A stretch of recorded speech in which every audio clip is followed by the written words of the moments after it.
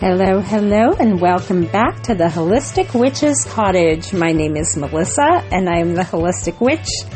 And today we are addressing Lammas, Harvest Festivals, Gratitude Festivals, Part 2, the Kitchen Witch Edition. So you may hear some beeping and things in the background today because I have been in a kitchen frenzy for pretty much the last 2 hours. So last time we talked about altar setups and I did a little popcorn money bowl, and today we're just concentrating on some gratitude foods. Now Lammas, Lunasa, and Loaf Mass all basically correspond with gratitude. They are the first harvest festivals of the season. So if you have access to a local farmer's market, or perhaps like we do, you are growing your own vegetables, this is a nice time to incorporate some of those things that are coming up now. I'm hearing weird sounds in the background. Who knows? So I also, in the last one, talked about including children in making the popcorn bowl, and I would also encourage you to include children who are old enough to be helpful. And I used to work in the Head Start program, so we started kitchen food experience with children who were as young as 2.5. So even the youngest children can stir a batter, can help you measure and scoop, and these all develop fine motor skills and math skills and following directions skills, and it's just fun to teach them about your practices too. So the one I did yesterday, I pulled my sourdough starter Chucky out of the refrigerator. I needed to wake him up a little bit by adding some warm water and a little flour and a dash of honey, a little squirt of honey, and get him bubbly and fluffy. So recipe number 1 is Melissa's easy peasy pizza dough recipe using a sourdough starter. So I do cheat, and if I want a quick rise, I do use, I have one of those jars of dried yeast. So I did cheat on this one. So I made 2 large pizzas, so I doubled the recipe. I started with 2 cups of warm water and a scoop of the dried yeast using the little scooper that came with it. They're all packaged and advertised differently, so follow their packaging directions.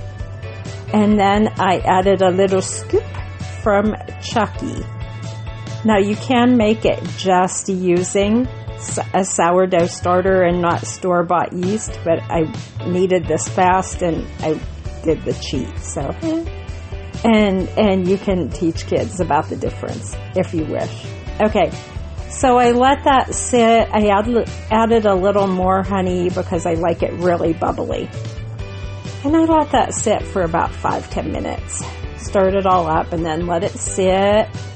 I use a ceramic bowl and silicone utensils anytime I'm working with sourdough. They say if you use metal, it can impede the process. So I just stick with ceramic and silicone. And once it was nice and bubbly and good, I added 2 cups of all-purpose flour, 1 cup of whole wheat flour, which is my preference, and salt. Stirred that all up. Tossed a little more wheat flour in to make it a little stiffer. It was a little runny. And got it until the texture that I like.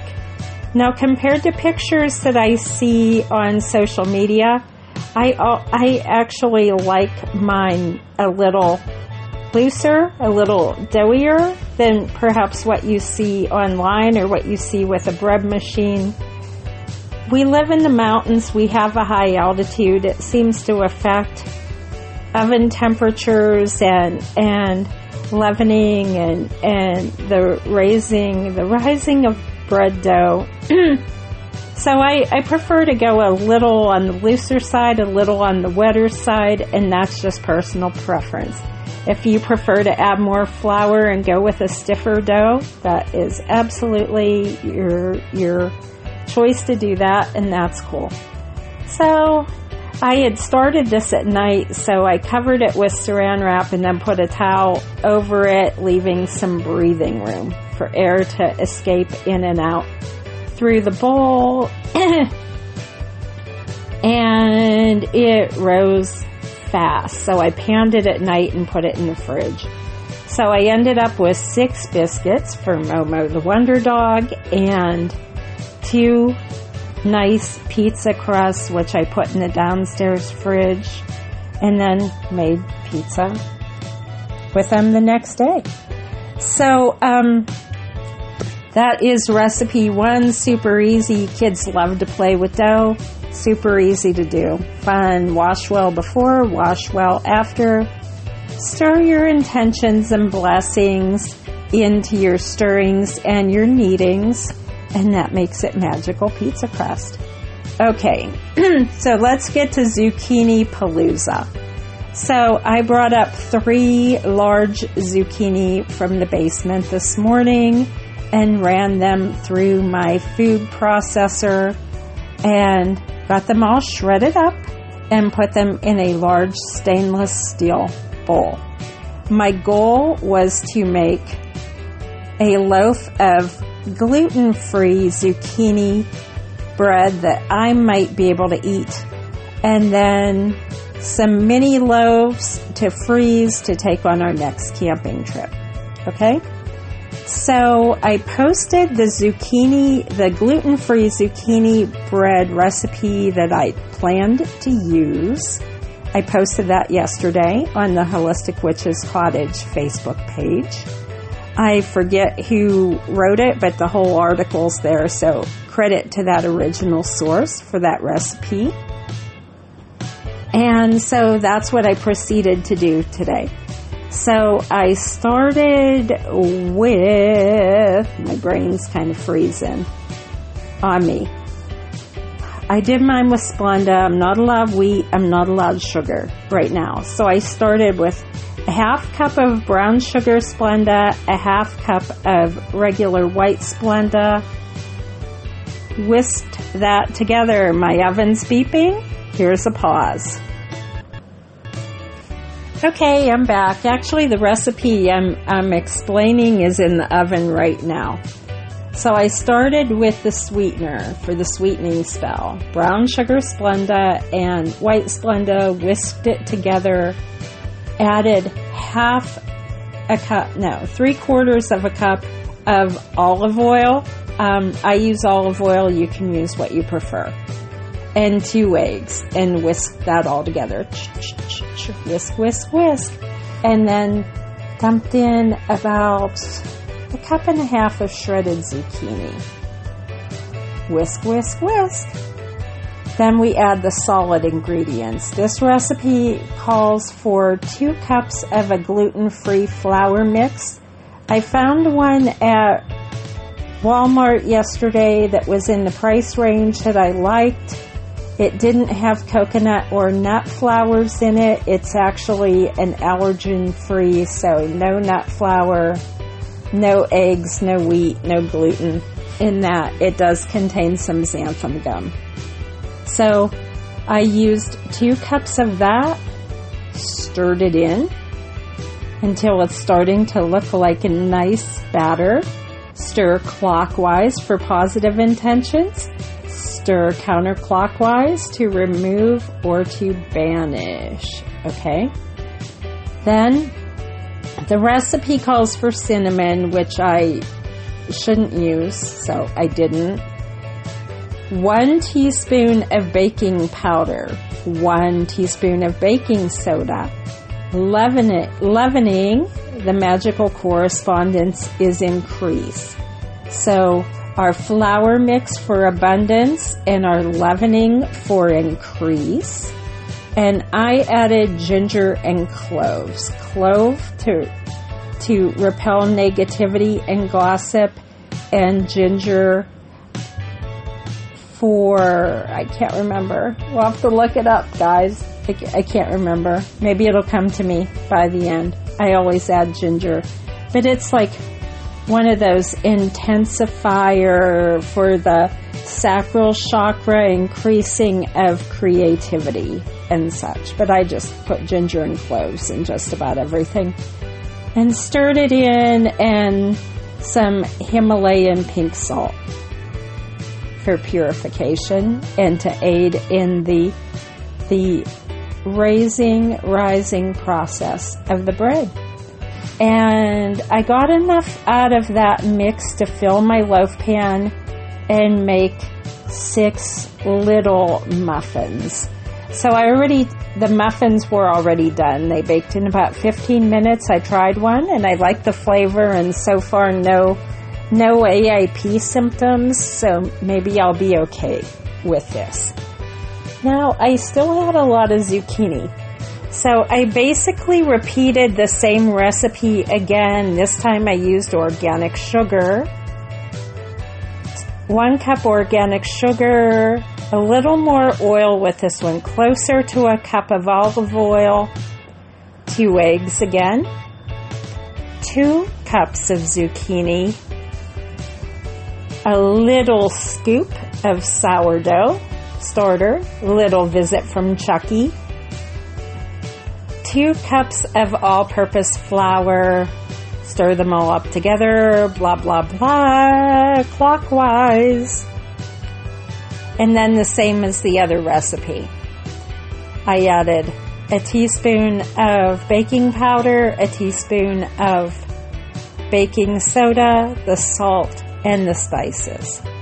I thought about tossing raisins into that one, and I didn't, but next time I might. Okay? I still had more. So those go into mini loaf pans, and those will go in the freezer so they're ready to go camping on the next camping trips. I still had a significant quantity of zucchini, so I made 1 more batch of the regular wheat flour zucchini bread recipe, and this one went in a large loaf pan. So I will be baking for a long time today. I have some other things I need to go out in the world to do. Zucchini corresponds with new beginnings, fertility, and abundance. So if you want to do an easy fertility spell, and banana works for this too, and you could, if you're not into zucchini, and if you want to substitute the zucchini for 3 ripe, smashed up bananas, that works too. You could do that. And sometimes I toss blueberries in, just for good measure, because I like blueberries and I like blue. Yay. And blue corresponds with healing. So that's another good thing to add to your bread. So, however you chose to do this, that was a lot of words in 14 minutes.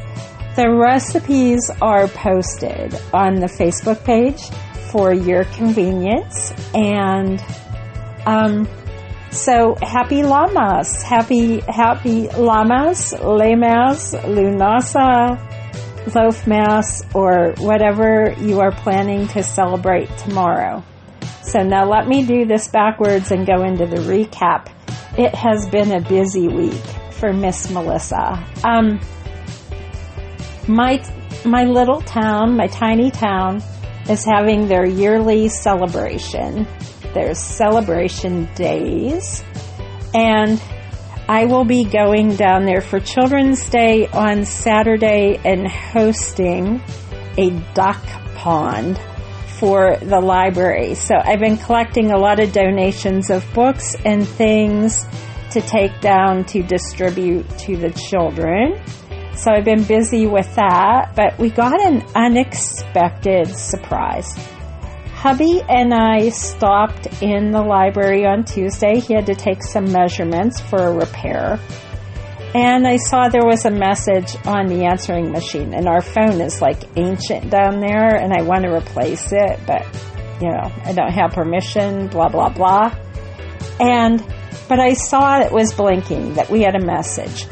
And I was hoping it worked, because sometimes it doesn't. And I played it back, and the committee of our celebration days was nominating our little library that Kiddo and I, we've always gone and we've always helped, but we were made official board members earlier in the year. And we have done a ton of worked our little magical tukuses off down there. And our little library, well, when I say little library, people think of those little boxes along the street. Let's call it a small library. It's in a building. It's in a nice building. But we're on the smallish side. We're much smaller than the county libraries. We're just a small private community library that was funded by a trust from one of the original families of this community. And we were nominated we were told it was for best business, but it's actually for best group. So that includes organizations and not-profits and things as well. So Kiddo and I, we dressed casual business professionally to go down to the awards ceremony last night, join some of our other board members who weren't able to attend. And we went down for this, and our library won for best group of the year. So that was kind of awesome. So the reason I got involved in this is our library was going through a really rough spell. Some really bad things had happened in the fall. There was some, I don't even know how much I'm allowed to say, but there was a book sale, and a lot of the collection, like the book sale should be from donated books and extras, and let's just say it wasn't. So the Monday after, a lot of our shelves were empty. We're not exactly sure if there was theft involved or there was a misunderstanding involved, but a lot of our books were just gone. So my son and I have been working hard to restock and refill the library shelves to bring books back in. And not only did we get books, somebody donated over 200 crochet magazines. We got an entire 15-year collection of National Geographic. People were bringing children's books and toys and blocks and STEM materials, and so winning an award is cool. I didn't get to speak. The president did that. I wish I could have spoken, because I would have said I'm thanking the entire community, because we couldn't have done what we did without the support of the entire community backing us up and helping us get restarted again. And so now we have thriving children's programs and a book club, and I open up for a warming shelter and a cooling shelter during our tornado 2 weeks ago. I opened up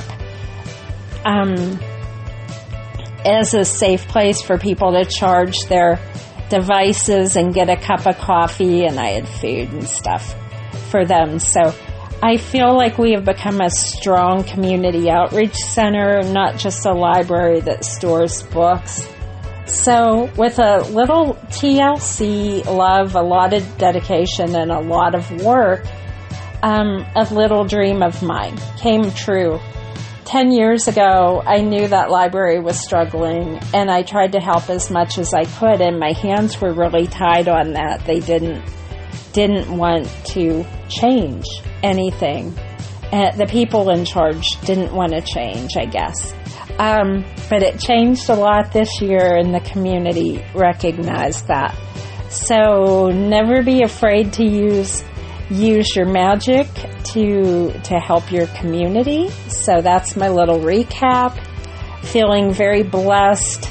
not only to receive the award, which is actually at my house right now. I'll take it down to the library today and put it on the shelf.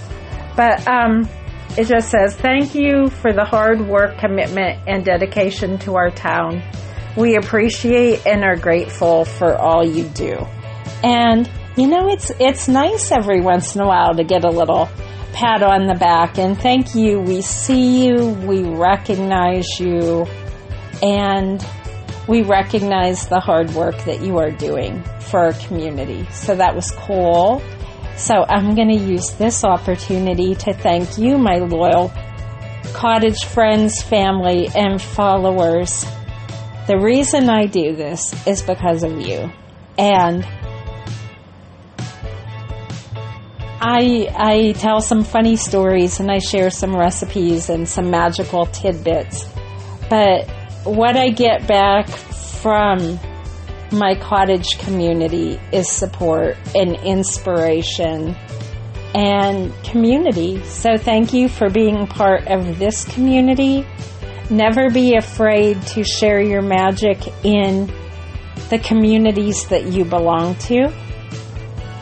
I think my beeper's going to beep again soon. My bread was not quite right to come out of the oven. It is Zucchini Palooza Day. Lammas is tomorrow from the time of this recording. So blessings on your journey. If you're celebrating, happy Lammas, happy Lunasa, happy Loafmas, or happy whatever you're celebrating. Blessings, blessings, blessings. Oh, and there's a new video on Yoga in Time, a Lammas Day video for gratitude. I am very grateful. I am honored, humbled, and very blessed. Thank you. And bye-bye.